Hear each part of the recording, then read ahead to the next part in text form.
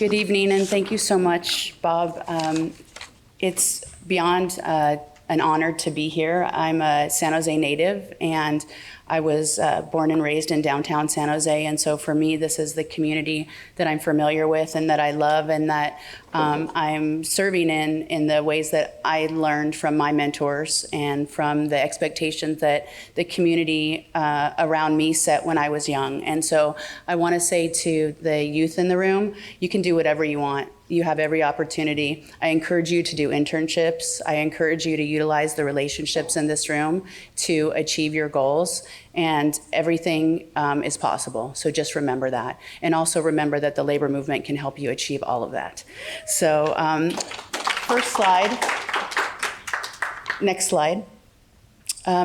I just want to make sure that people have a general understanding about what the labor movement is and what the South Bay Labor Council is in particular. So I'm elected to serve union members in Santa Clara and San Benito counties. And I have over 101 unions that I'm responsible for. And those unions represent firefighters and nurses and janitors and construction workers and every job you could ever imagine. And what we do is we utilize the collective power and relationships of all of those organizations and people to move a policy agenda, whether that's at City Hall to make sure that people can afford, to live in San Jose if that's where they want to stay, or whether it's to make sure that we have elected officials who are passing policies and listening to the people who are most impacted by those decisions. And just in this room, I see, Dick and Tony and Thelma and Diego and Vaughn, many elected officials and also many candidates running for office. And it takes, and also Bob, of course, it takes boldness and courage to run for public office. And I encourage people who are interested to step out of their comfort zone, like Council Member here did, and make sure that you take every opportunity to serve and to lead. And I want to just remind all of us that the labor movement doesn't exist in a vacuum. We lift up opportunities for all people. So when we campaign, for example, to increase the minimum wage or the living wage, which San Jose has one of the highest in the United States, that's something that everybody benefits for. You're not in a union, or you don't have to be part of a specific political party to benefit from the collective efforts and organizing that the labor movement is responsible for.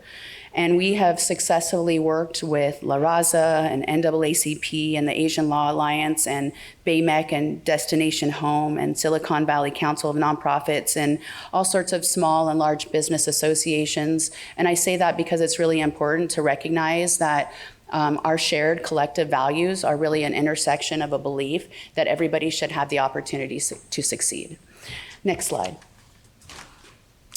So I was asked to just speak briefly about what some of the challenges and opportunities are in front of us in Santa Clara County and the city of San Jose in particular. Many of you have probably seen in the news or heard from your friends. I know there are county employees in here and city employees about the opportunities and challenges of being an employee in Silicon Valley and being able to pay your bills and to feel like you can successfully support your family and also enjoy your life and retire with dignity and not be stressed out by all the things that make it really hard to be present in the world.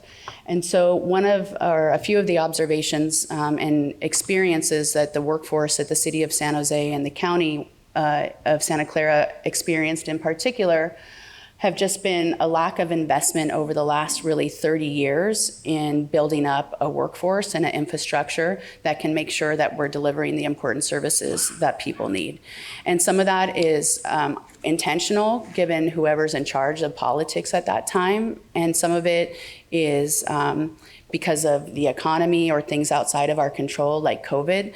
We really, I think, recognized as a community that we can say that workers are essential, but that's not unique to one period in time. It's a constant, and we have to make sure that we're consistently reminding each other and our communities about that shared value, that when people couldn't leave to go buy groceries or food, there were still people who had to bring that food and those groceries to us, and they risked their lives, and many of them died.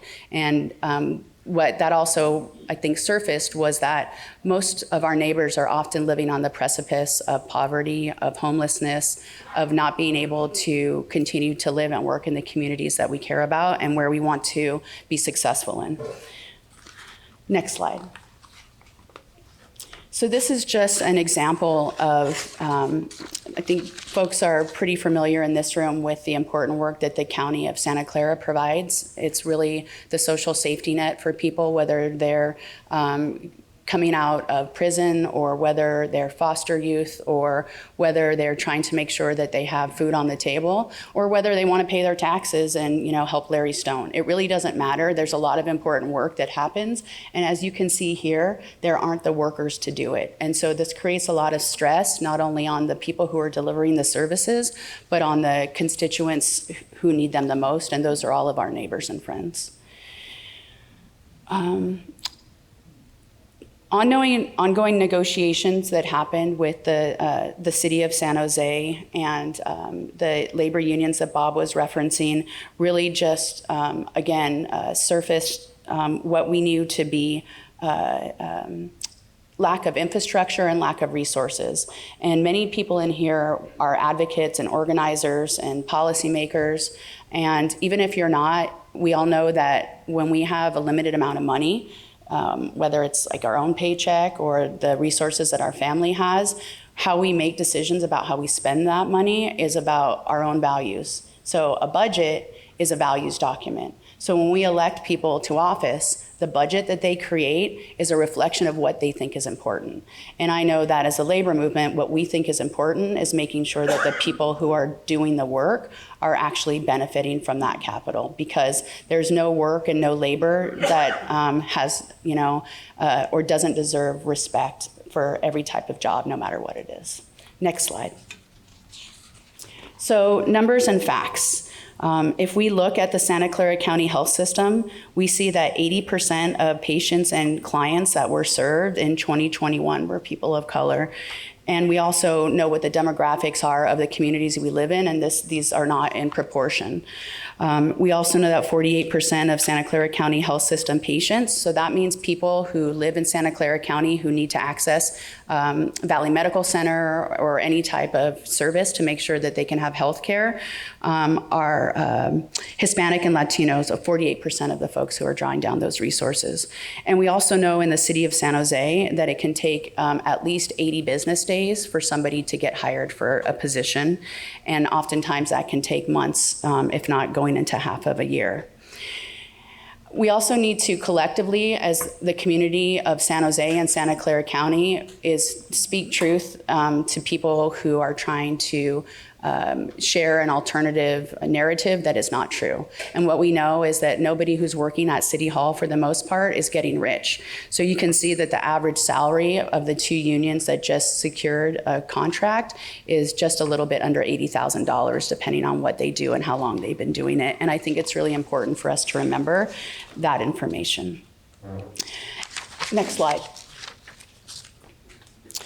So what we know that workers are essential to the economic health of our communities, whether it's providing infrastructure, roads and maintenance, police, public safety, permits, tax revenue opportunities. And again, some of the most pressing needs that we're all facing is affordable housing and safe communities. And however we define safe communities, we know that San Jose and Santa Clara County is one of the most diverse and economically and socially diverse communities in the nation. And all of the work that is done to serve the residents here is done not only by local government, but by small businesses and nonprofits who also rely and need leadership from City Hall to make sure that we have services and programs to serve our community. Next slide. So we're in a pivotal moment, an opportunity here. As I mentioned, because of the work of all of you, we have a city council right now for the first time that's favorable to working people.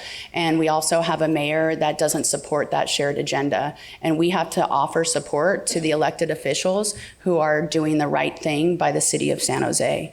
Many of you were here in the early fights by 1980, that was the first time we had district elections in the city of San Jose.